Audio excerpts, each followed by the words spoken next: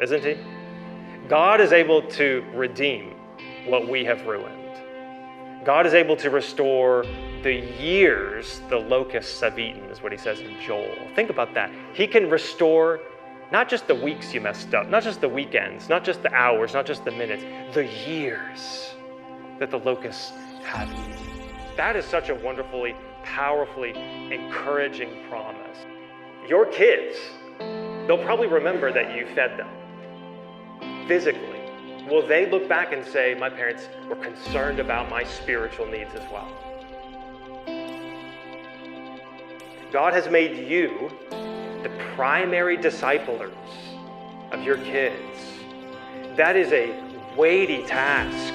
God commands each one of us to take seriously, within the power that we have, to teach our kids, to talk to our kids, to disciple our kids.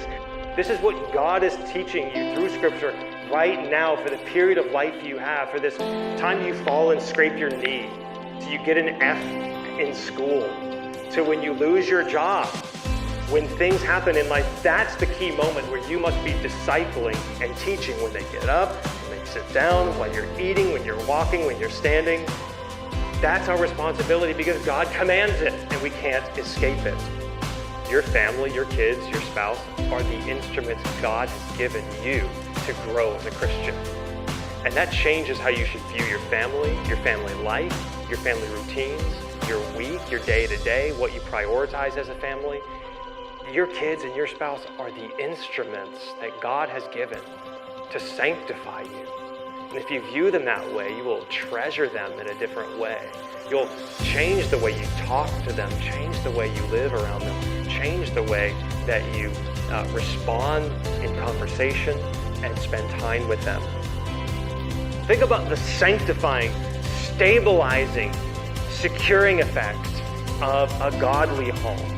If a home which produces sin is powerful, how much more powerful is a home that reflects, actually, really does reflect the gospel and scriptural truth. I know that my Redeemer lives, right? So I know that the God of Abraham, Isaac, and Jacob is my God too. And so if he is able to restore and redeem the mistakes and the sins and the wasted years of that family, he can do the same for me, and he can do the same for you. And that redemption, that restoration, that renewal comes through Jesus Christ. If Jesus Christ is sufficient for your salvation to redeem and restore you, he's sufficient to restore and redeem your family. That's what he wants to see. That's what he wants to do in your life. That's what he wants to be for you.